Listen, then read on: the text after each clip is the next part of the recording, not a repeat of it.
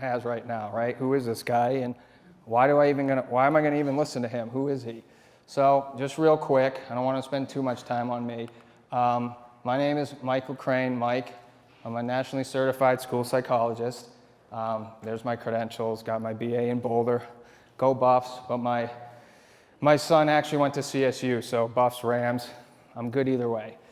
And did my master's in school psychology at UMass, and the CAGS is the same as out west. We call it a specialist, an educational specialist, or an EDS. Back east, they call it a Certificate of Advanced Graduate Studies. It means the same thing. I've been a school psychologist for 23 years in 3 states, Massachusetts, Colorado, and Wyoming. K through 12, so I've had all the grades. That's basically 5 up until age 21. Some of the kids in the cognitive disabilities get up to age 21. So I've kind of worked with just about everyone. I've worked in schools that have center-based programs that service severe autism, severe emotional disabilities, and severe cognitive disabilities. One of the reasons why I'm putting this stuff up there is because, not to tout my experience, but the longevity factor, that I've done this long enough where I've seen significant changes in our kids coming through. Most teachers will tell you that teaching has got a lot harder, and a lot of folks will just say, oh yeah, you're just getting older, you're just getting tired, you're getting sick of it, but I can tell you it's true. It's being a classroom teacher now has never been more difficult because of the children that are coming through our doors. So what does a school psychologist do? Primarily assist special education evaluation teams through the process of identifying children with educational disabilities, aka special ed. Okay? I do a lot of functional behavioral assessments where it's basically a fancy way of saying, why is this kid doing this? Why is he doing it? What makes the kid tick? Why is he doing this? What is the function of the behavior? And what can we do about it? And then I assist with special education teams writing up those specific plans. So I have a lot of input on those plans. Okay, so we'll start off with a little quiz. What moves slower than government? We'll answer that at the end. Okay, so if there's smoke, often there is fire. So in the 1940s, I did a little background research on this, just briefly, because there's a lot to go through. By the 1940s, there were pretty smart people that were starting to really worry and wonder about cigarettes and the link between lung cancer, bronchitis, emphysema, a whole host of things. It was kind of commonsensical. If you're breathing in smoke, right? Probably not so good for the lungs. Does anyone know, however, when the Surgeon General first issued its report on smoking's danger? Does anyone have any idea? No, it's a little earlier than that. Well, we'll get to that. But it took a little bit. So I found this ad. It's sad. It's funny. At first I laughed, and then I thought about it, and I was like, oh my God, like this is horrifying. But that's a real picture, and it's a real ad from the 1950s. Here's another one. The smooth taste expectant mothers crave. I mean, that's just like, really? Seriously? But yeah, no, it's the truth. And some of us who are a little older might remember those ads. I don't know. Does anyone remember? Maybe that's a bad question to ask. I don't know. I've never seen those ads, and I mean, I've seen them on, people in a bar or something as a collectible, but I never actually saw one of those. But anyway, and then a little girl playing with this daddy smoke rings. And that says, if you can't read it, smoke rings flavored with licorice. And this is definitely one of my favorites. So, January 11th, 1964 is when the Surgeon General first released the report after reviewing, and this one kind of caught my attention, after reviewing 7,000 articles in the medical literature. You'd think after maybe, 100? I guess it took 7,000. Well, there's a reason for that, as you can imagine. Big bad tobacco had a lot to do with the influence. And the Surgeon General actually said that it caused lung cancer, but there was huge lobbying where they wanted to say may cause cancer. And I don't know if you guys remember, but the old cigarette packs, they said may. Now it says smoking causes emphysema, heart disease, and 10 million other things, right? Anyway, so I found that pretty interesting. And then this is just a timeline. I'm not going to spend too much time on this, but this is just kind of a timeline of some major tobacco legislation. The FDA got a hold of it in 1996. Secondhand smoke wasn't a thing even until 1972. Minimum age, 2019. I didn't even know this. I don't smoke. I thought it was still 18, and I'm like, oh, no kidding. Anyway, so so then 2024, they're still litigating this. Well, this is passed, but yeah, if you look under 30, you need to produce ID. So I just thought that was interesting. So I'm bringing this up because I believe that what we're seeing with technology, we can draw a lot of parallels. We have this technology. You guys all know this stuff cannot possibly be good for us and good for our kids, but I haven't seen any legislation. The legislation that's come out is superficial. There's some things about being 13 years old to open a Facebook account. It's like, seriously, 13? Like, how hard is it are you 13 years of age or younger? Yeah, no, of course a kid's gonna hit no, and boom, he's got a Facebook account. So the positive thing about this is, however, is the collective action, and that's what I'm kind of hopefully inspire you tonight to take this collective action, that the long-term smoking rates, I mean, look at that, I mean, fallen 73%, so 42.5% smoked in 1965, we're all the way down to 11.6, and that's from collective action, people basically shaming smoking and smokers and passing laws and legislation. So I find that somewhat encouraging. It took a long time, but I still find that somewhat encouraging. Okay, so 4 goals of this presentation. The first is to warn you of the dangers of modern technology, especially to our kids. This stuff is not good. I hope to provide some knowledge about addiction and how the brain works, and I hope to provide some actionable ideas, okay, to reduce the child's screen time. And then the last one is the most important, is I hope that I can inspire you all to help continue the movement. And you've made a first step by at least showing up here and showing some interest in this topic. Okay, so what led me down this rabbit hole?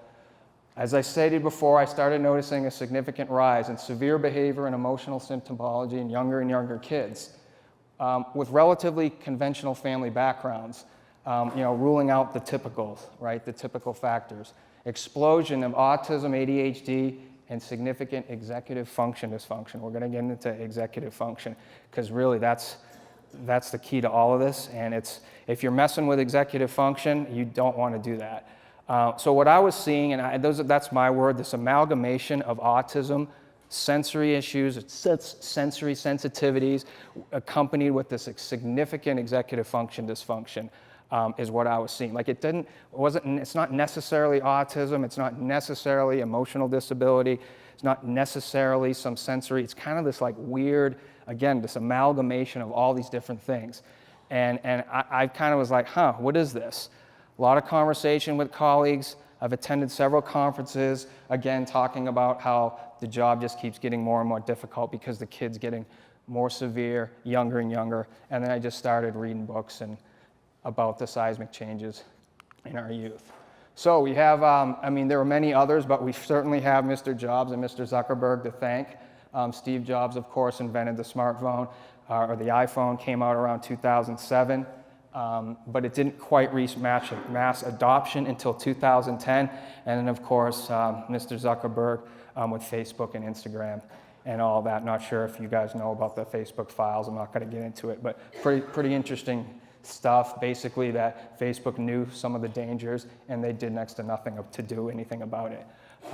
So I put together some statistics that I pulled from some of these books. These are just highlights. I don't want to spend too much time on these, but since 2010, we've seen depression among girls, just since 2010, up 145%, boys up 161%. I'm sure it's a lot higher right now. Adolescent suicide rates up 91% for boys and 167% for girls. And look at the ages, that's 10 to 14. Side story, I had a kid when I worked up in Cheyenne, 5th grader, hung himself in his bedroom with a belt. So I've actually experienced this firsthand. Let's see, and then this is a big one, emergency room visits, because there's a lot of folks out there, the naysayers, would say that, oh, well, we're just more aware of mental health, so kids are more likely to talk about it. And it's like, no, we can actually look at some hard data. The emergency room visits are actually up, 188% for girls, 48% for boys. We see similar trends across the modernized countries. They're in lockstep with the mass adoption of smartphones and the dramatic rise in screen exposure. And this is the key here. No one has been able to come up with a better theory to explain why this explosion in mental illness and executive function disorders at the same time across the developed world. These trends that I just showed you are very similar in the UK and Australia, Canada, some of the more developed nations, even in Africa and over in the Southeast. So it isn't just the United States. So it's pretty obvious to me, at least, and I think all of you, I'm sure, if you just kind of common sense this out, that is probably that the smartphone and the tech has something to do with this. Okay, so how big of an increase in autism? Does anyone know the current rate right now of autism? We'll get to it. What was that? Close, yeah, very close.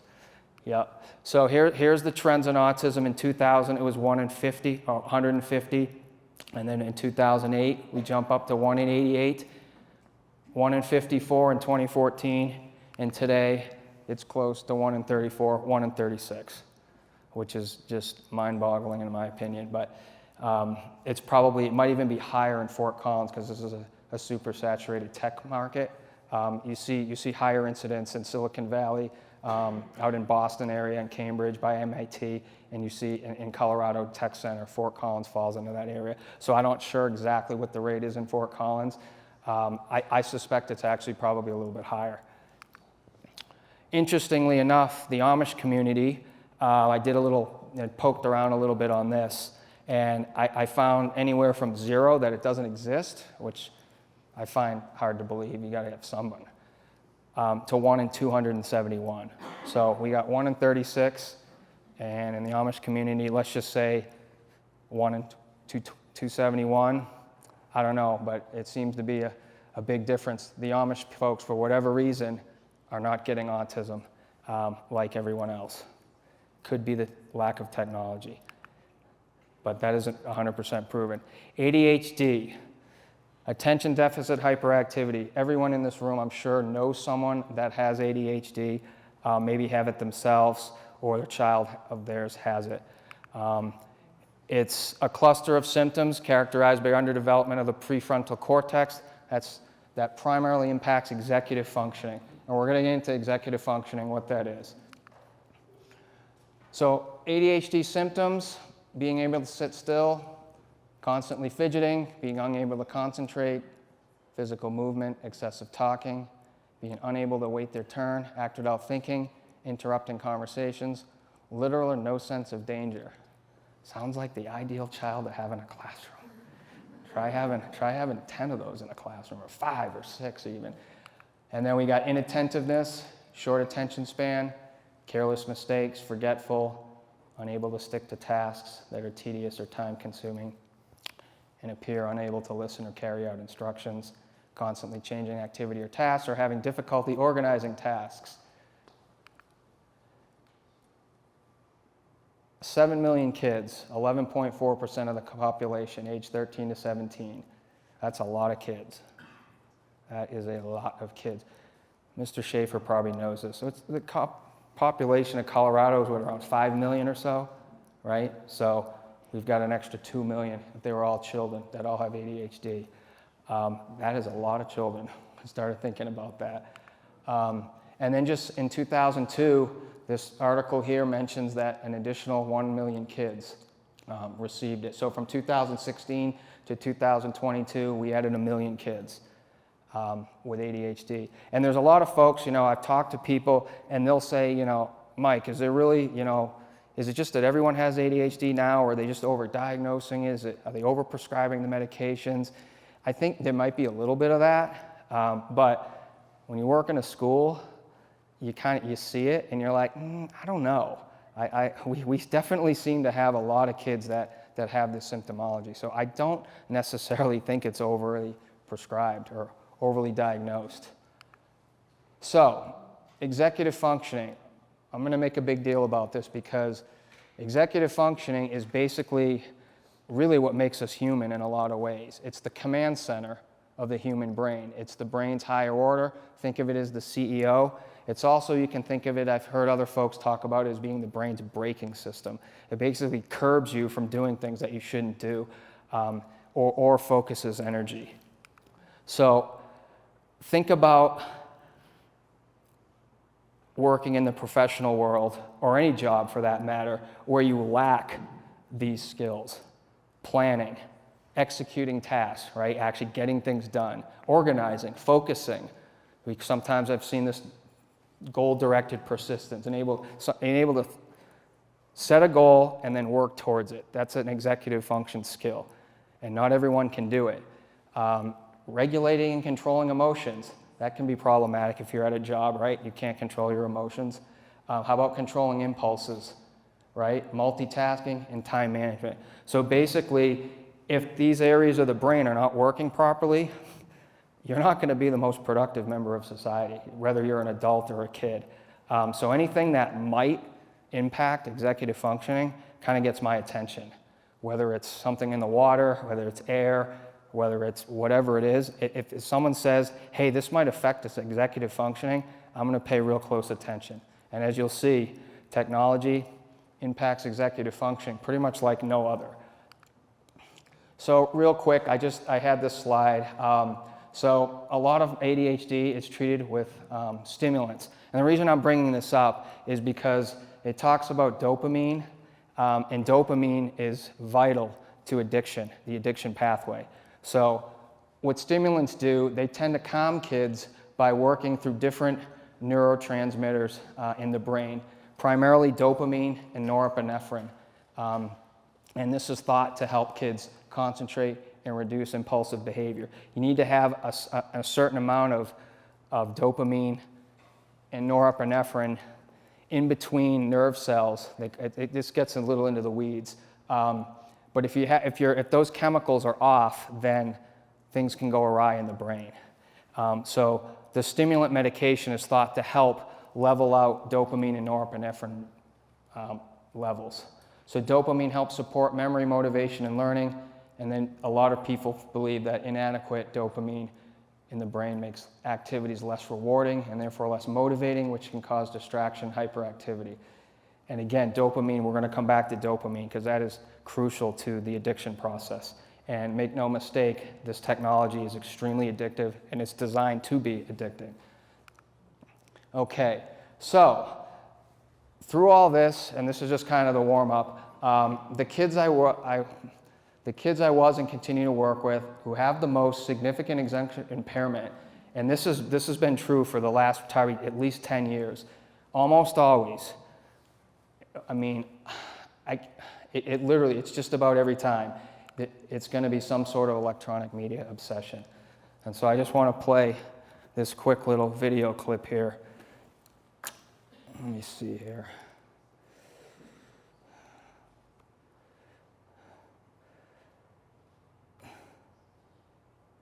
But look, the cool kids over there, they have flip phones, and they're out like every day after school. They're like That's the wrong one. doing stuff. They're down at they're in the mall. They're getting pizza. They're Sorry, that's the wrong one.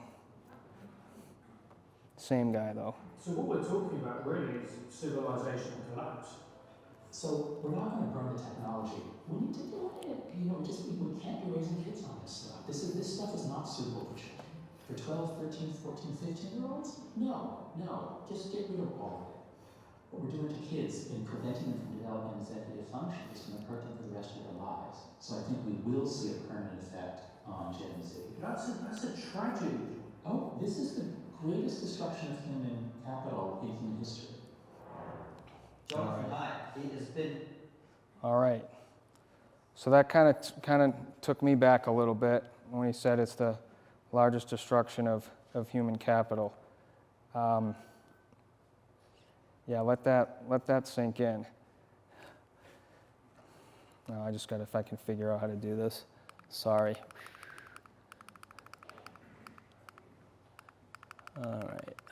Thought it was going to leave off where I just was.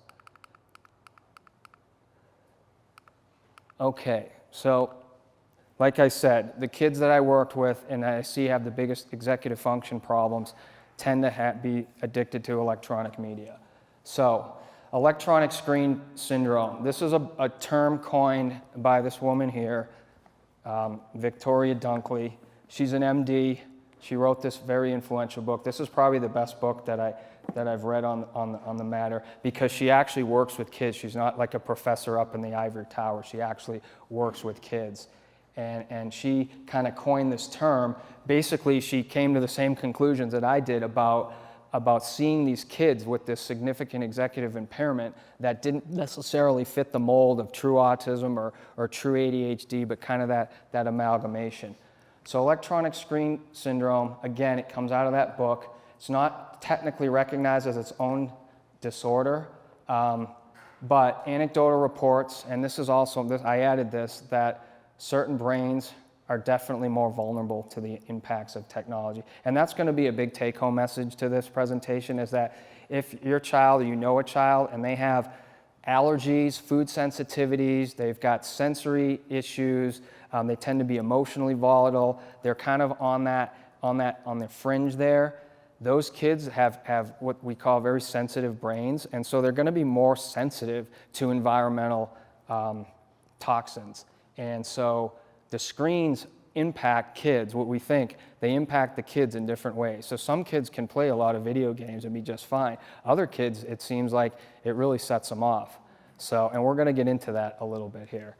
But, so this electronic screen syndrome is used to describe a range of symptoms that can arise from excessive exposures. They often include, and this is what we see, the mood, volatile moods, cognition issues, memory, focus, attention, that sort of thing, behavior issues, irritability, poor attention, and sleep disturbances. And we're going to get into the sleep disturbance, because that's a huge deal with this technology, because sleep is getting more and more attention in the literature, and we're finding that lack of sleep, particularly kids, is a huge deal, and these screens are literally the antithesis of sleep.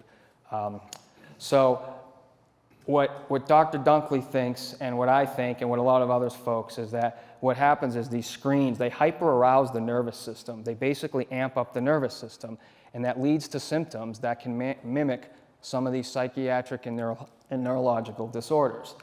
And we just talked about these, but again, the increased irritability, anxiety and depression, difficulty focusing, poor memory, decreased academic performance, hyperactivity, defiance, social withdrawal. Again, a little redundancy here, but it's the result of overstimulation of the nervous system, and it can disrupt the body's natural rhythms and stress response, making it harder to manage emotions and behavior. So here's a little graph I made here with the PowerPoint. So the bubbles in blue are basically what the screens do. So those are all factors of engagement with the screen, which leads to heightened arousal, okay? So we get intense sensory stimulations. We get the screen brightness, the quick movements, the saturated colors. This irritates the nervous system. It revs it up. How the games reward people is actually a dopamine hit, which is the feel-good brain chemical. So when I lived out in Colorado, I actually was good friends with this girl who, her dad, they grew up in Vegas. These three girls that we were friends with. And so they knew a lot about casinos. I remember them telling me that, when you walk into a casino, there aren't any clocks.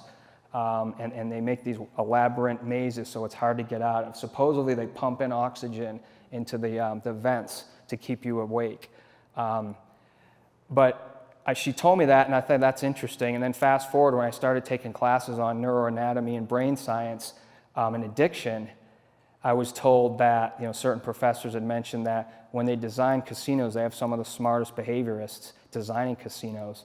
to hook people. So you see the lights, all the little ding, ding, ding, ding, ding, ding, ding, ding, like all the, just that is supposed, that stimulates the brain, and it's also extremely rewarding, those slot machines. They call it a variable ratio interval schedule. When you put the quarter in, or now it's probably $2, but whatever, you put it in and you pull the slot, it's a variable ratio payout, and that is like the most addictive method of reinforcement, because you don't know, right? You know sooner or later it's going to pay off, but you don't know when. And so that ratio, how that reward structure is extremely addicting. Well, these folks that design these apps are some of the same folks, and these companies, these tech giants have so much money that they literally pay the smartest brain scientists and addiction scientists to come up with ways to addict people with their apps, because the apps, they're all free, right? Or a lot of them are free, and they get paid by ad revenue and user engagement. So they have to keep people hooked. The more time in front of that screen, the more money for the companies, because you the person with the app are the product. So that's really important, and that's how they design these video games and all these apps and social media and all of that. So anyway, continuing on, so hyperarousal, it disrupts the body clock. So the lights in particular, the blue light suppresses melatonin, and melatonin is crucial for sleep, getting the brain into a relaxed state so it can actually fall asleep. But the blue light kind of tricks the brain, and so it just messes with the brain's arousal system in terms of staying and falling asleep. And that leads to a whole cascade of effects. And then again, we talked about the addiction, multitasking. So the hyperarousal, it encourages multitasking, and that's the brain that really kind of stresses the brain out. Those of us who work in these high pressure jobs, if you got to bounce from thing to thing to thing, that's really kind of hard on the brain. And these apps are designed to keep you bouncing around, and it wreaks havoc on the brain's executive system. And then the other one is the electromagnetic radiation, and this I didn't really think of. And this is a huge rabbit hole to go down. But I mean, we've known forever that any electrical device gives off electromagnetic radiation. It's the electromagnetic field. You'll see it in the literature as like EMF. Every electrical device produces an EMF. But what they're thinking now that's particularly disturbing is that these kids are holding these phones, and adults too, they're holding them so close to their face. And there's a lot of intense energy that's in these things. And of course, they've been dubbed safe by like the FDA and the U.S. But the World Health Organization, I ran across some study that mentioned that electromagnetic radiation is a carcinogen. It's a known carcinogen. So that's just something to keep in mind. But that's a whole nother rabbit hole. The research, there's a lot of conflicting opinions on that. But at the end of the day, I mean, if you have this electronic device and you're holding it really close to your body all the time for hours on end, it might not be a good idea. Okay, so at the end of the day, hyperarousal leads to stress. And everyone here knows that a little bit of stress is good, it's essential for survival, but too much stress obviously starts to wreak havoc on the body. And so the effects of hyperarousal, which we said the screens are causing or can cause, you're going to get all these different things here, none of which are good. So first of all, the blood flow shifts. So if you have a kid who's in front of a screen a lot, his brain, the blood is actually, instead of flowing to his prefrontal cortex for his executive function that needs to grow, it's because the brain's in a stress state, it tends to go to those more primitive areas of the brain. So you're literally getting less blood flow to the prefrontal cortex. And the brain is like a muscle. Use it or lose it, and it needs to develop. So if you have a kid that's sitting in front of a smartphone or someone playing video games, by virtue of the brain being hyper-aroused, it's stressed, and therefore more blood is actually flowing to the more primitive areas, less blood flow to the prefrontal cortex. And this has been shown. You can see this on imaging studies. So that's really not debatable. And then we know when you're stressed, you get elevated cortisol, and we know cortisol leads to all kinds of things: weight gain, hormone and blood sugar irregularities, oxidative stress, inflammation, all bad things, frankly. Disturbed sleep, you get the phenomenon we call as wired and tired, where the kids are kind of like up and amped up, but they're super tired because they haven't slept. And then, of course, there's that cognitive dysfunction again, memory, concentration, attention span, learning difficulties, etc. Poor sense of time, impaired social interactions, poor eye contact. The video games in particular tend to bring out real competitive in nature, and particularly boys. A lot of volatile mood swings, difficulty controlling your emotions. These are all the effects of being hyper-aroused, which then the body is stressed out. So this is kind of what I've dubbed the electronic screen syndrome doom loop. So you can kind of just see how this plays, how these things interact. Maybe if we start at the bottom here. So you get a kid revved up enough, they may develop this, which then leads to this, and then it's a circle. And you could go either way. So a lot of times we'll see kids that have really poor social skills that are addicted to screens. I can just speak from experience. So they start up here, and they'll go home, and they'll have all these issues here, and then they'll get on their phone, and they'll be soothed by the phone because the phone acts like a drug, and it just compounds the problem and makes it worse. Okay, so if that didn't scare you enough or give you enough evidence, there's more things. So eye strain and vision problems. I kind of noticed this. I looked around and I'm like, there seems to be a lot more kids wearing glasses nowadays as I wear my glasses. And it's true, and I'll get into that. But musculoskeletal issues, there's a phenomenon in the chiropractic world known as tech neck, from people staring down at their screens and just being in that position for so long. And then, of course, the big issue, obesity. This took me, I wasn't totally surprised, but look at that, 17% of our kids are obese. I found that just like, wow. Childhood obesity was like unheard of like 30 years ago. This is a fairly relative phenomenon. And we know with adults, that's been a problem for a while. But kids in particular, the obesity rate is that's super alarming. And then, of course, we said about the attention problems. And then I highlighted the loneliness and social isolation because we're going to come back to that and how that can lead to addiction and other problems. If a child's lonely and depressed, they get on social media, they're going to get more lonely and depressed, and then they're much more vulnerable to addiction and even, all sorts of terrible things.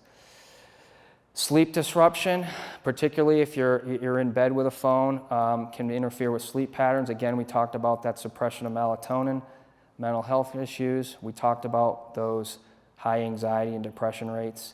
And then cognitive decline. There are some studies out there talking about reduced gray matter volume in the brain.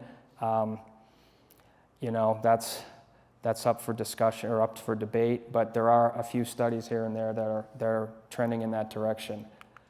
The blue light, so I just wanted to spend a couple minutes on this. The blue light in particular is the light that's emitted from smartphones, tablets, and computers. It's not good for any of us, but it's really not good for kids. You get the sleep disruption. Again, back to that melatonin. It makes it harder for kids to fall asleep and stay asleep. And then the eye strain and fatigue, dry eyes, headaches, blurred vision. And then, lo and behold, we get increase in myopia, which is nearsightedness and other eye conditions. So I looked into this a little bit because I was curious. And this is what I found on myopia. Tripled since 1990, 24 to 36%, about 1 in 3 kids. That's worldwide. I'm not sure if I believe that. That seems really high. And then one study said that we're up to 36.2%. I meant to hit there we go, right there. So that's for myopia. So one more problem that the screens seem to be causing. Retinal damage, and this is for adults, cataract risk. You should consider using blue light filters.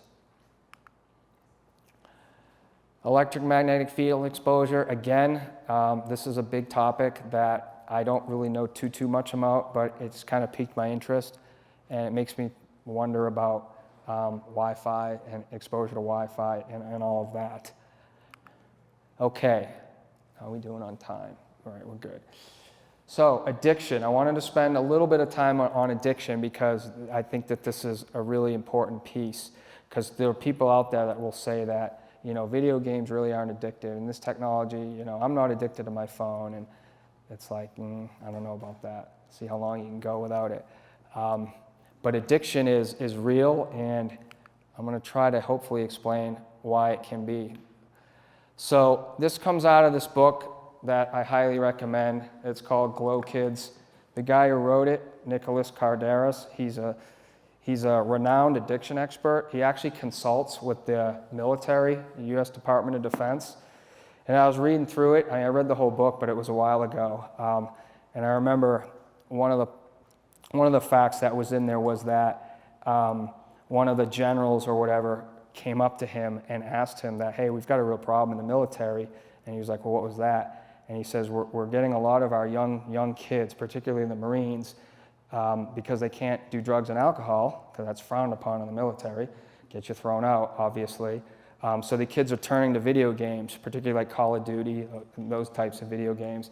And they saw this explosion of military-aged men. They tend to get married early, have children earlier, that there was this like inordinate number of child neglect cases, like horrific child neglect cases where these guys, most of them are guys, were so addicted to video games that they weren't taking care of their kids. And the kid, to such an extent that the kids are actually dying. And this corporal came up to, you know, Mr. Carderas here and was asking him about this. And so it kind of prompted him to write this book about addiction with technology. So he wrote Glow Kids, and he also wrote this other one. It's a newer one called Digital Madness. And it says how social media is driving our mental health crisis and how to restore our sanity. So same thing, Glow Kids came first, but clearly Mr. Carderas is very concerned, and he's an addiction expert. So back to dopamine. So we have what's called this dopaminergic loop. That's kind of hard to say. So dopamine is the feel-good neurotransmitter. It's critical to the addiction process. So anytime a person performs an action that satisfies a need, dopamine gets released into the part of the brain called the nucleus accumbens. It's a cluster of nerve cells that hang right under in the cerebral hemispheres. And this is the brain's pleasure center. This is how we're rewarded. This is to reinforce certain behaviors that the human body needs for example, food and procreation.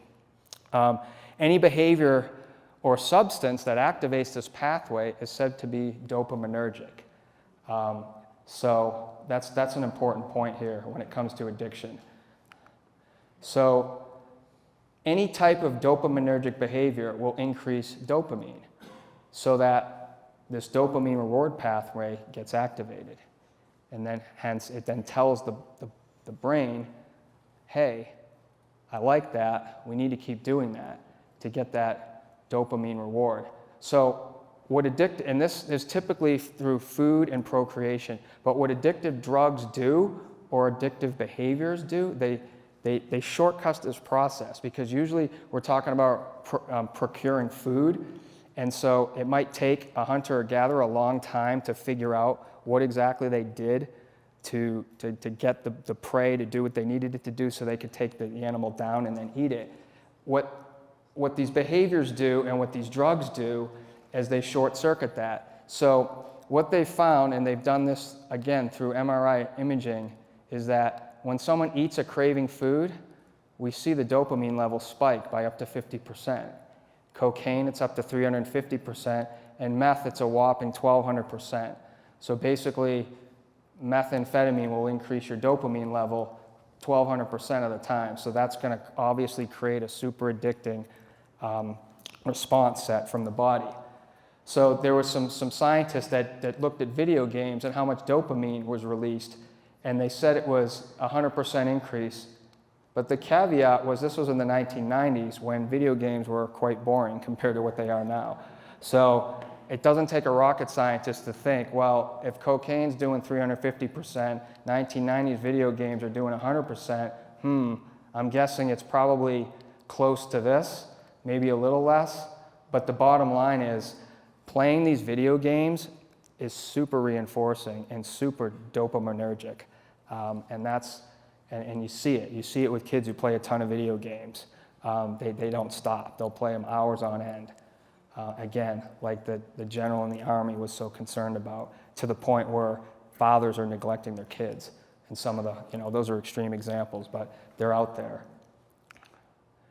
So what happens is, over time, and this gets into some of the behaviors, the depression, the anxiety, the loneliness, that over time, if you're playing a lot of video games, you're in front of a screen a lot, and you're getting likes and you're really engaged with the social media, your brain starts to really habituate to having all this dopamine around. So the brain is like, ooh, okay. So then when you stop, the brain actually decreases the amount of dopamine below baseline. And so when the user, and this is exactly the same exact pathway, is a substance abuse problem. It's exactly the same way. So baseline levels drop, okay? And then you need all that stimulation just to feel normal. Sounds a lot like a cocaine addiction, frankly. And again, without the stimulus, you feel lousy. And again, this creates, you feel lousy, so what do? It's so easy to plug in. It's so accessible. That's why these smartphones are so insidious, because it's literally like having the drugs in your pocket at all times. So it's like you're feeling a little down, pull your phone out, boom, little dopamine hit, and that becomes more and more reinforcing. Put the phone away for several hours, and you'll see, kids especially, they'll get itchy, they'll get antsy, they'll get irritable. I dealt with this a lot at the middle school level with kids who are just straight up addicted to their phones. And when you try to take it away, some of them would go, frankly, they'd go berserk. We get massive meltdowns and explosions for taking away the technology.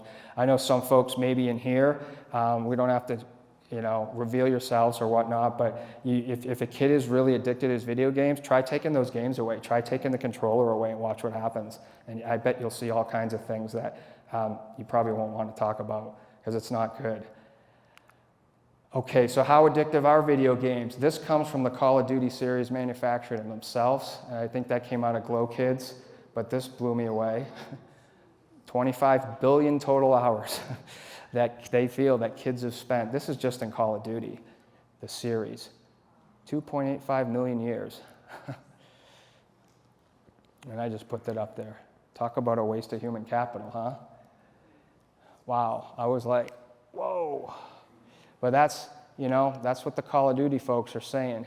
And they can track that pretty carefully now, because a lot of these games are through the internet with these, multi-person players and all that. So they can keep track of this. So I bet that isn't too much of an exaggeration when you think of the hundreds of millions of kids playing these video games for hours and hours at a time. And the Call of Duty's been around for a while. I don't know. A lot of zeros after those numbers. Okay, so this is interesting. So how addictive are video games, and does it have any sort of analgesic effect? Well, I actually found how do I do this? Let's see here. This.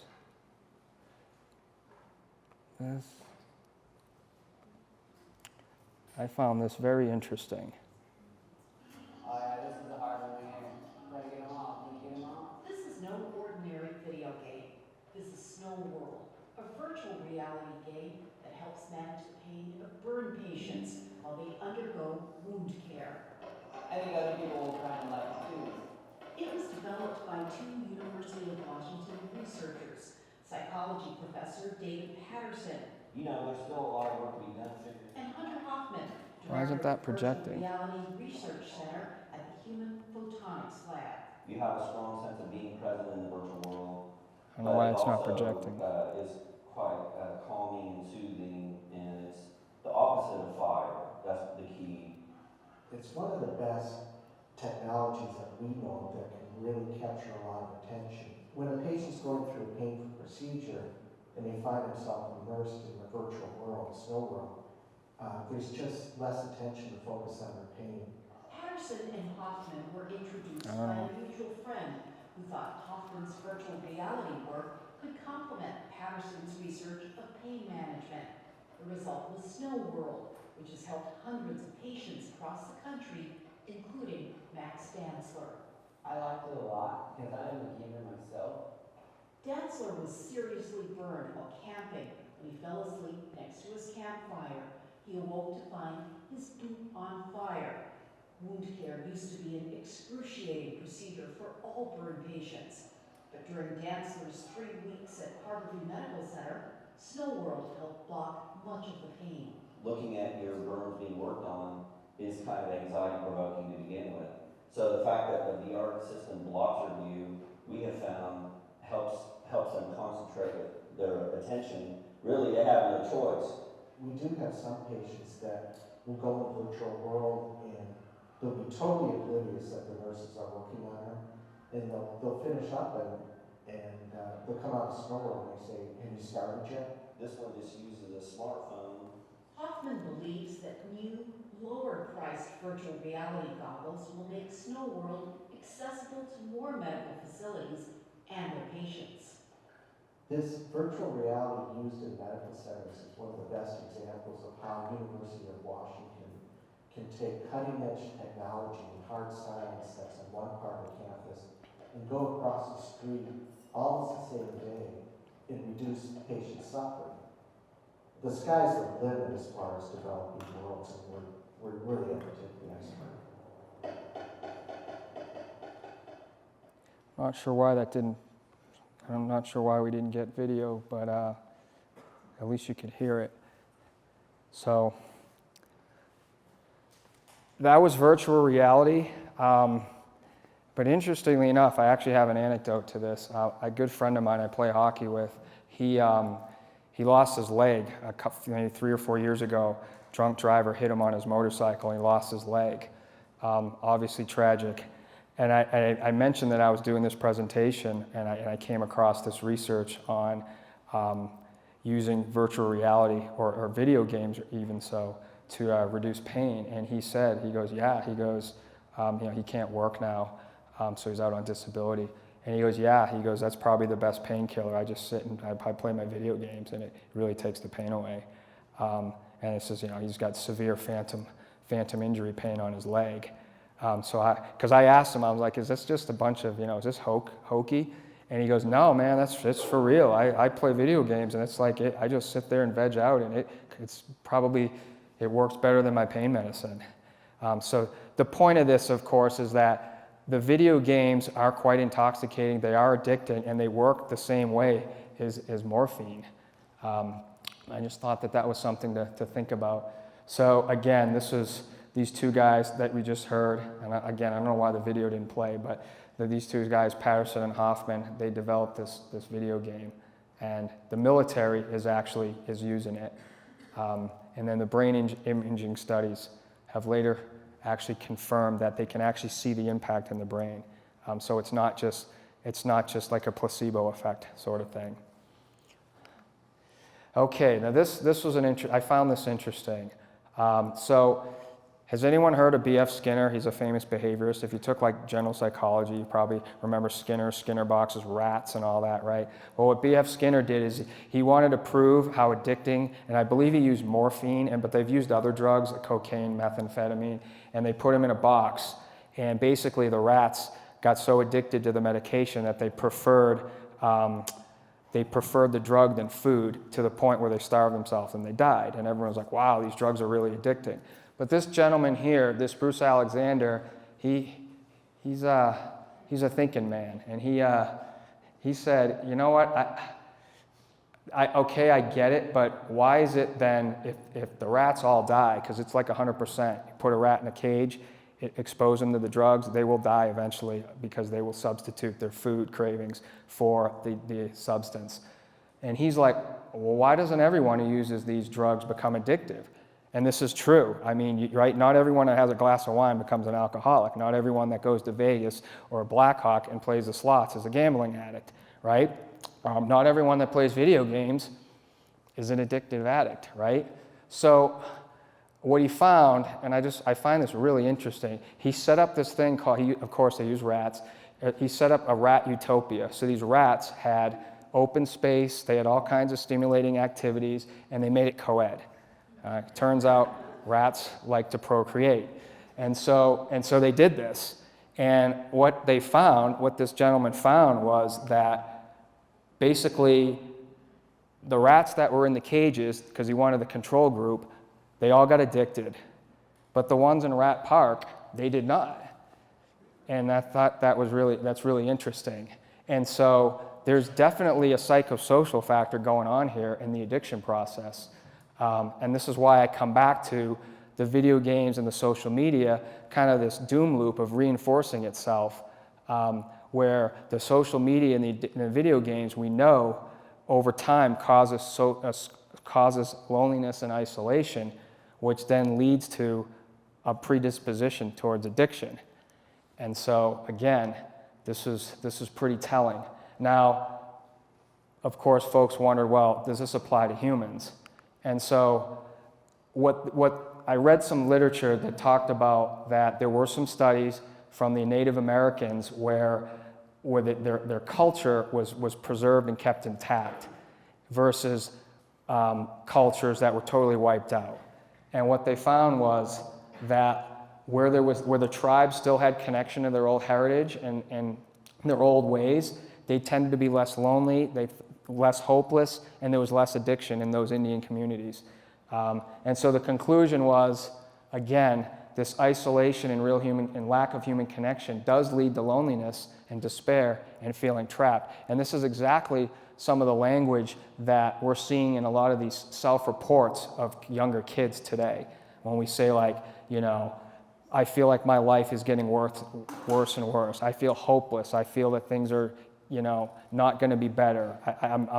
I feel negative about the future, et cetera, et cetera. Those questionnaires, those rates of kids endorsing those items are way up across the board. And again, it's this feeling lonely and feeling trapped. And these devices are somewhat causal. They're causing the loneliness, which then feeds upon itself. So to switch gears just a little bit, so Jonathan Haidt, I got to interview a couple of clips of him. He wrote this book called The Anxious Generation. This just came out. This is 2024, and it's really pretty damning of the impacts of social media in particular. But I didn't want to go through the entire book. I read the book, but I mean, a lot of this is overlap, and I wanted this to be useful. I didn't want it to be all this background information. I'm giving you a lot of that, but we're going to get to some really useful things. But he basically boiled down the 4 foundational harms of social media and video games, for that matter. And the first one is the most important, the real world experience deprivation. Childhood today is so different than when we were little kids. You always lament, oh yeah, why don't kids play outside anymore? Well, they don't. They're all inside, staring at a screen. And so that experience deprivation that's the biggest problem, because there's an opportunity, there's a cost benefit, right? There's an opportunity cost. If you're playing 4 hours of video games or 8 hours of video games, well, it's 8 hours, you're not interacting with others, you're not socializing, you're not out having fun, you're not experiencing the world. And you multiply that over time, and next thing you know, you get a kid who's graduated high school, and other than school and going home and staring at a screen, he hasn't done anything. And it creates all kinds of things. You get like agoraphobia. You see a lot of kids now not wanting to get their driver's license. They're apprehensive about it. They're scared. They're fearful. They don't want to go outside because it's uncomfortable for them. It's a lot more comfortable to just sit and get that dopamine hit in front of the screen. And then, so Jonathan Haidt talks about sleep deprivation, which we've talked about. The attention fragmentation, this is a whole nother piece of this puzzle, is that the internet and the social media, but mainly the internet itself, the way it's set up, it's just terrible for our brains. It's encouraging very superficial thinking. And I notice it myself. It's like if there's a long article that's more than like a page, you tend not to read it because it's just hard. It's hard to sit there and focus and pay attention on that article. what the internet's doing is it's fragmenting our attention. It's making it harder and harder for that sustained mental effort, that executive function. And so it's harmful on adult brains. So you can imagine what it's doing to little kids who don't have that executive function to begin with, that's still in development. And so by introducing all this technology, you're hijacking that process. And then, of course, Jonathan Haidt talks about the addiction, which we've talked about. So that's a really good book. Like I said, that just came out. That's only a few months old, and I highly recommend picking up a copy. He's a pretty good self-promoter. He's got a lot of videos on YouTube and whatnot. I have some, actually. I want to show one at the end. But anyway, those are the 4 foundational harms that he sees, and I tend to agree. He's spot on there. Okay, so what are we going to do about this? What can schools do? Well, first, go phone free. And thankfully, I'm working now in a school that doesn't have phones. I've worked in schools that don't, and it is a nightmare. Oh my God, talk about a nightmare, walking into a classroom when all their kids are under their desk, Snapchatting each other and text messaging each other and watching videos that they shouldn't be, an absolute disaster. So that's first and foremost. So if any of you guys end up going to another school or you have another kid in another school, make sure you're showing up at those meetings and demanding that you get those phones out of the schools. That's just common sense, but you'd be surprised. I was shocked when I worked at PSD, and there they were. I was like, you got to be kidding me. And now they've gotten rid of them, finally. This came out of this other book, this woman here. I don't know if you've ever heard, it's called Free Range Kids. Has anyone ever heard of this book? It's actually pretty funny.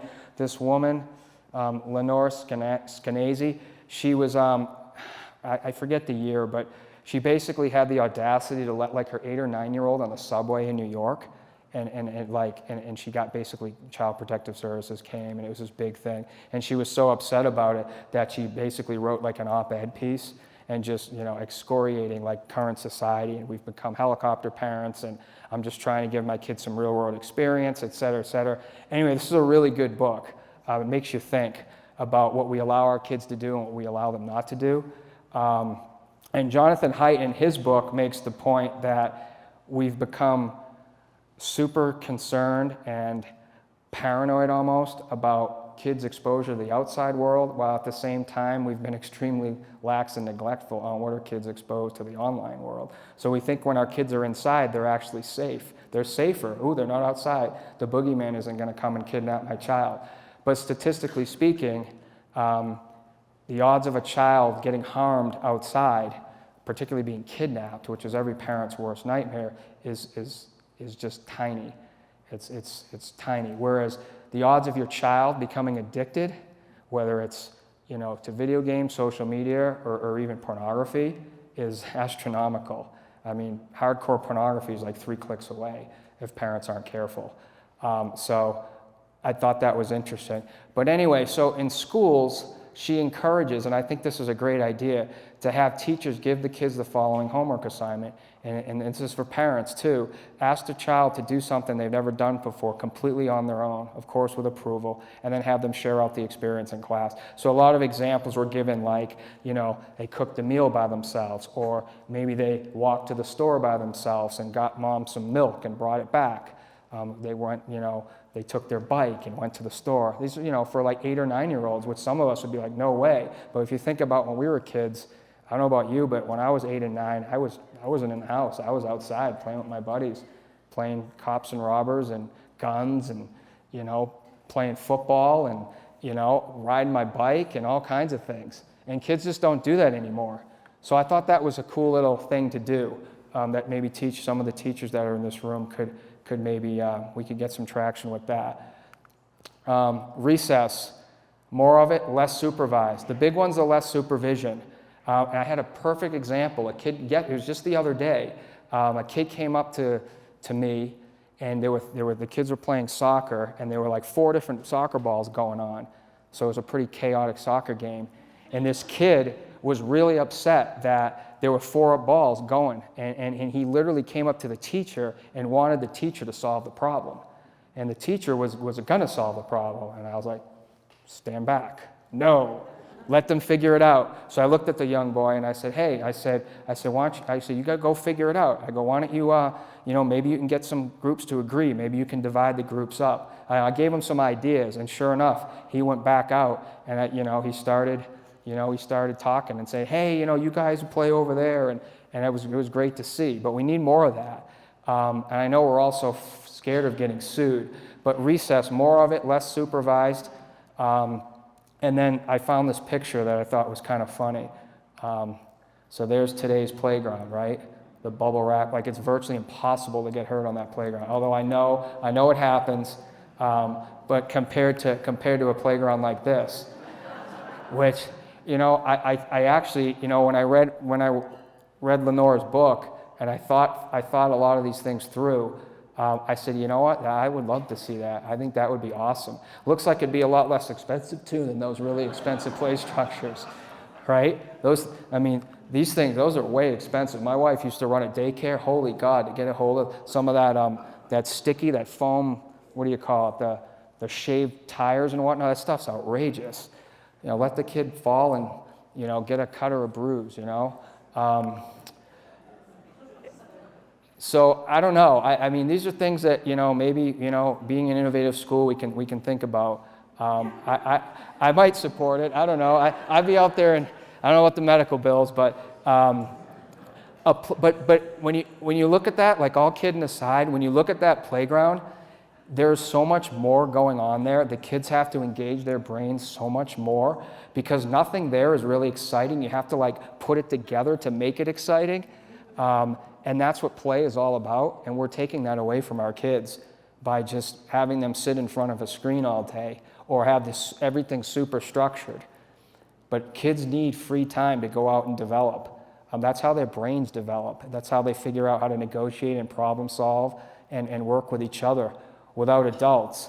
Now you can imagine those kids there, right? And you'll notice there's mixed ages, and that can be a really good thing as well. But the kids will figure it out. I mean, there'll be a pecking order when they look around and they see no adults. They're kind of like, oh. And then they have a choice. They can either cry and go home, or they can continue to play. And so that's what's going on here, and that's what's important is this unstructured play. And I can't emphasize that enough. That unstructured play is really, really important. So anyway, schools can encourage more of that. So what can parents do? All right, so here's some general guidelines, and I brought some handouts that you got. I think I got 50. I might be a little, I don't know how many people are in here. We might be right on. Anyway, so no screen time before 24 months. Make an exception for video chats with relatives. Very limited before age 6. So iPads, big, huge no-no. And then I read somewhere, I read in one of the books talking about considering really cutting back on particularly modern cartoons because the frames are super fast. You'll notice if you watch some old school, same with movies, they all move much slower than today's, like, bam, it's in your face action right out of the gate. And that's because of our lower dopamine levels. But the modern cartoons are a little bit more problematic than your old school, Tom and Jerry, like SpongeBob compared to Tom and Jerry. I've read some things that, just the switching back and forth and the colors and all that, and the rapid speech, it tends to amp kids up quite a bit more. Okay, so delay. Any way you can. Again, more unsupervised free play, encourage sleepovers, avoid the micromanaging. I like this one. I walked to school as a kid with a big group. Walking to school in a group, again, obviously if it's able, but I walked a mile, so I don't know. I mean, it seems like all kids around live within a mile of their school. Maybe not Liberty per se. I know you guys are school of choice and all that, but anyway, if you do live nearby, I think it's great if they can walk to school. Going camping, leave the technology at home. See if you can do it, adults too. So again, I kind of touched upon this in the name of safetyism. We've overprotected our kids from the outside world and underprotected them from the virtual world. Again, more free play, be a good role model, don't divide your attention. I've had more and more kids will say to me, You know, if I say, like, what makes you sad? You know, I might ask like a 6 or 7-year-old, hey, what makes you sad? You know, oh, well, my mommy's on her phone all the time. I've heard that several times, frankly. So that's just be mindful of that. Instill the desire of your child to help out around the house. I can't tell you how many kids, a lot less so in this school, so you guys can pat yourselves on the back, but a lot of kids, man, like they don't do anything. No chores. Hey, do you know how to mow the lawn? No, what's that? You know, like that kind of thing. I was like, really? But I'm just blown away at how little kids tend to help out around the house. No screens during meal times or family outings. And then this is a big one here, the bedroom. 30 to 60 minutes before. That's because of the blue light effect. So if a kid has to be on a screen for homework or whatnot, make sure they're off at least an hour before they go to bed. And then I think we should bring the flip phone back. I'm all about it. I think if we get enough kids where parents say, you know what, I'll get you a phone, but it's going to be a flip phone, I don't know. I think it would start a trend. I think where flip phones are old enough now where they might be kind of retro. And you know how kids are, monkey see, monkey do. So if you get enough kids, you get a few influential kids, I think that frankly would be pretty easy to start a trend on that. But definitely no smartphone. Okay, so then 6 to 13-year-old, providing a clear structure to the day and week. Look for signs of addiction. The signs are obvious. I don't think I need to list them. You'll know it. If your kid is addicted, you'll know it. The big one is tell them to get off. And their reaction to when you ask them to get off the computer or get off the internet or get off the video games, that's a good indicator. Focus on maximizing in-person activity and sleep. Sleep is really important for adults and even more so for kids. Jonathan Haidt talks about social media accounts, not until 16. I would say at least 18, frankly. That's just me. With my kid, I told him, I said, you can get a cell phone when you can pay for it. And it stopped the argument. I was like, okay, you didn't ask. But I know, not every kid's like that. But talk with your preteen about these things and listen to their thoughts. Give them the honest shake and actually listen to their point. And then, of course, say no, right? Because you are the parent, right? Make sure you learn about parental controls and filters if there is a phone. I can't tell you the problems I've read about kids being addicted to pornography. It's a huge, huge problem, much bigger than you think, and we don't want to admit.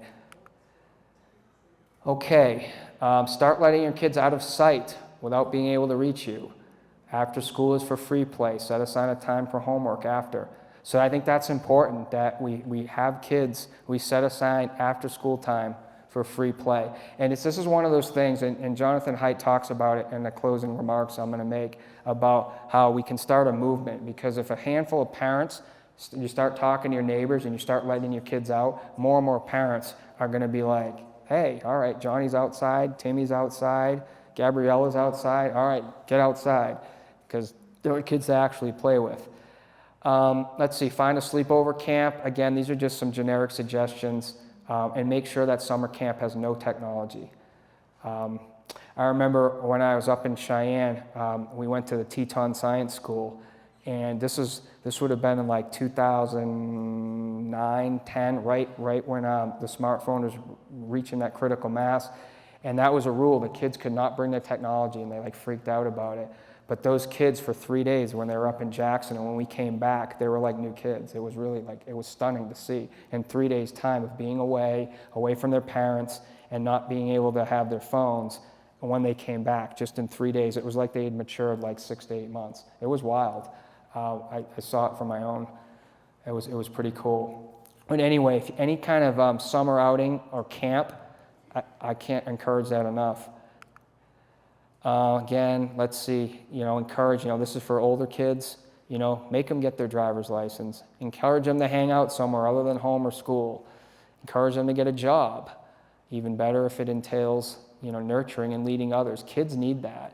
If they're sitting in front of the computer all day, again, back to Jonathan Haidt's point about the experience deprivation. And then, of course, high school exchange program, never a bad idea. Kind of some of these are a little redundant, bigger overnight adventures with friends, take a gap year. Okay, so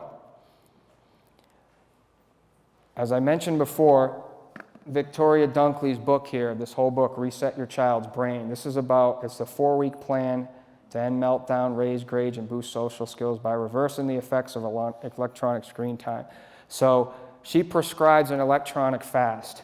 So I thought that it might be useful if we go through that a little bit. So I'm going to touch on the main points here. So you've decided your child has some problems with the media, social media, video games, or all of the above, and you're like, that's it, we're going to do this fast. But you don't want to just take the kids away.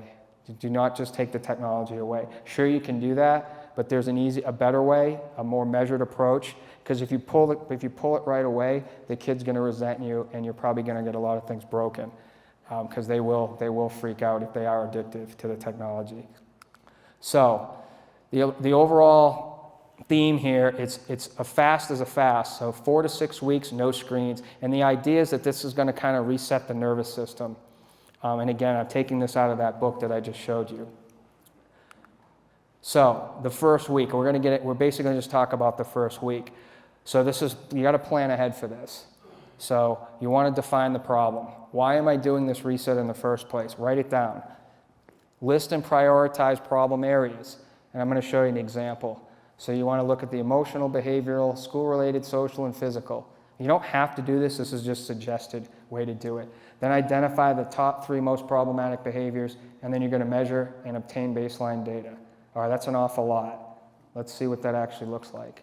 So here's what it could look like. That doesn't look too complicated to me. I think we could all handle that. Just make a little chart, and then highlight the ones that you think maybe are the most important or that you want to extinguish. And then just take your baseline data. If you're talking about meltdowns, well, how often does he melt down? Well, in this example, the kid melted down every point. Intensity, 8 to 10. That's an opinion. Just take a measuring stick and be like, okay, 8 to 10, how bad is this problem? Write it down. We're talking about homework, get a percentage. I think that's helpful. And then, again, the baseline of, and this is just my example, tired and lethargic. What does that look like? Well, they're tired each morning. That's our baseline. Nothing too scientific. So then just set some goals. Okay, meltdowns, I want less of them. All right, I want more than 20% of homework, and I want the child maybe less tired in the morning. Again, this isn't really scientific. This is just common sense. But you want to go through this step, because a number of reasons. But first of all, it makes you more serious when you actually start writing things down. Okay, and this is a big one. You got to get your significant other on board. And so what's suggested, and I think this is a good idea, is kind of framing it as an example. Like, honey, let's see if this will actually work. That guy, Mr. Crane, I don't think he knows what he's talking about. Let's just see if this will work. We might as well. Okay, right? So just try that approach. See if you're finding some resistance. Have your spouse or significant other, read a book, an article, watch a video, or it looks like I'm being filmed, so I guess you can watch this presentation. So make sure you get your caregivers on board. If you have one that's opposed to it, it's a divorce situation, it's probably not going to work. You got to get both folks fully on board, whoever those caregivers may be. All right, set a date and create a schedule. I would use a large wall calendar. Now, the biggest thing, I didn't get into the number of hours kids spend online. I didn't want to get too into the weeds, but it's a lot. So if you're taking that away, well, you better fill that void. You got to fill that void with something. So that's why you need to plan for this, because you need to have activities ready to go. You got to plan this. Otherwise, you're just going to have a kid who's super bored, and everyone's going to look around like, what do we do? This doesn't work. Here you go. Here's your tablet. So plan it and plan ahead. Schedule and plan nights of activities, family time, and then this was key, and I think she's right. Purposely have no activity days where they are bored, where they have nothing. Well, I shouldn't say that because you're going to have stuff, but where nothing is scheduled. They have to just figure it out. Okay? Kids do need to learn how to amuse themselves. That's a really important executive skill. It's good for the brain. So you want to make sure that other important adults in the child's life are informed. If the child's going over to his neighbor's house and they go over and play video games, which a lot of kids, that's what they do, then he's probably not going to, either that parent needs to do this with you guys, or that child can't play with that friend at this point in time. Otherwise, you're going to just, I mean, it sounds kind of harsh and crude, but think of it as an addiction, right? If an alcoholic, you wouldn't send the kid over if the neighbor's got the booze, if you're trying to get your brother off the booze, right? So you got to kind of use some common sense here. But let folks know, let your teachers know, let the coaches know, let the relatives know. Get them on board, get them talking about these things. And this is a big one. You got to get your hands on old school games, toys, etc. You know, think of things you played with as a kid that weren't tech related, or maybe even now, I guess at this age, grandparents. And a lot of kids will find that stuff fascinating. I remember I had some old Transformers that I brought in one day, and kids were like crazy over because they had metal in them, and they were actually like, you know, they weren't just cheap pieces of plastic. They were actually pretty sturdy, and they just thought that was the coolest thing. Like they were heavy, and anyway. So yeah, think old school. Board games are great. Schedule breaks and treats and rewards for yourself. That's important because this is exhausting. This is hard. Don't kid yourself. This is very difficult to do. It's definitely easier said than done. And then again, if you can get your kids' friends, parents, to get on board, and you can do it simultaneously, that's your odds of success go up quite a bit if you can get your kid's best friend or whatever and those parents on board. And then it's time, inform the child and involve the entire family. And this is difficult. So really, you know, because it can feel like the other kid that doesn't have these problems is being punished, right? So my recommendation would be this is a family thing. And I would incorporate as adults into the mix as well. In other words, like, I'm going to cut down on my smartphone words, or my kid isn't going to see me when I'm using my phone, right? They're just, so it's the whole family. Otherwise, it's a lot more difficult if you've got a brother that's 2 years older who's, you know, playing his video games all the time, and little Jimmy who's having all his problems in school and is really sensitive to electronics.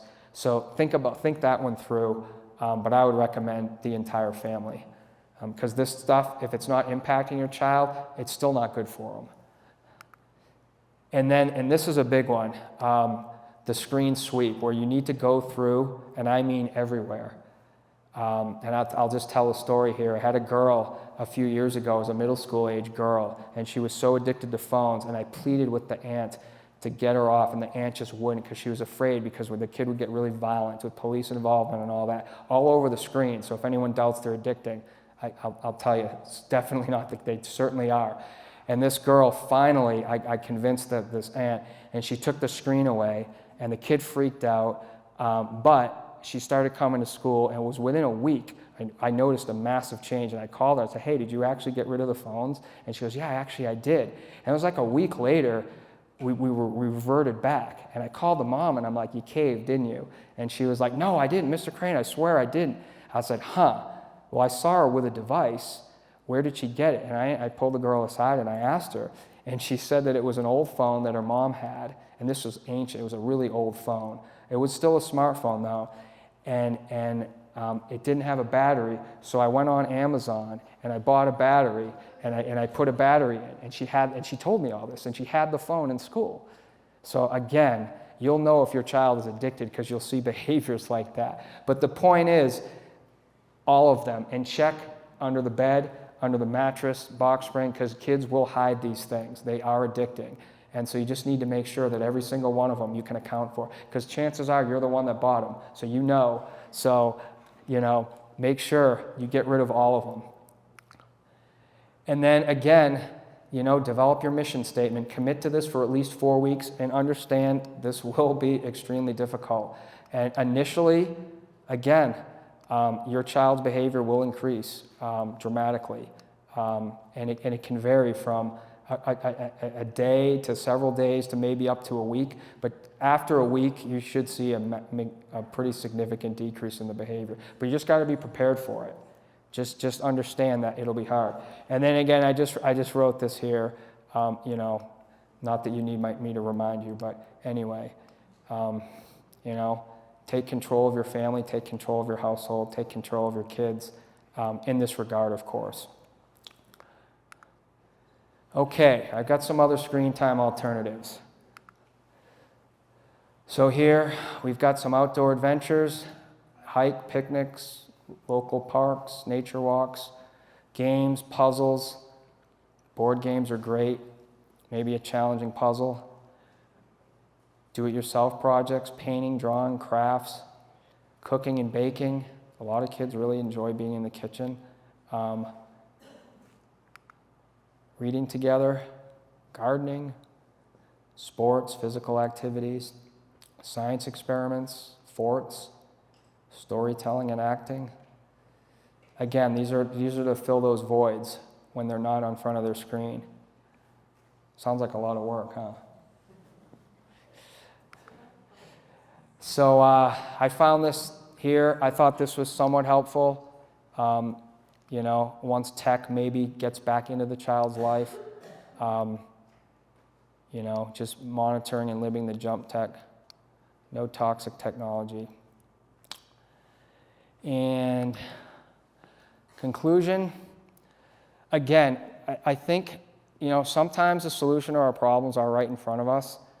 When the treatment works, you found the problem. So one of the things I recommend is before you go out and spend thousands of dollars on some outside evaluation or pay some expensive therapist or ABA therapist or whatever, I would strongly suggest that you try doing that tech fast and see the difference. And I pretty much guarantee that you will see a dramatic difference.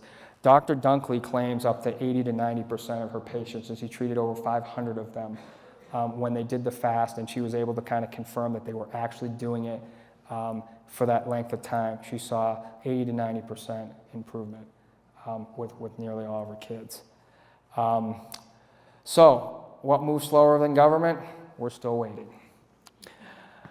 And remember, where there's smoke, there is usually fire. Again, you guys, you know this. We all know that this stuff is inherently not good for us, but we've just been kind of sucked in and lulled into a sense of complacency. So yeah, I mean, the research has been out there. These books, I mean, some of these books are 10 years old, and yet I haven't seen any government warning labels on video games other than, you know, explicit content and all of that. But nothing about this product is extremely addictive and may or will cause severe mental health if, you know, for prolonged exposure. We're not seeing any of that. So again, what moves slower than government? We're still waiting. Because it's slow and it's not going to come from the government. It's going to come from you guys being educated and informed on these issues. Never underestimate the power of collective action. Get informed, get involved, and spread the word.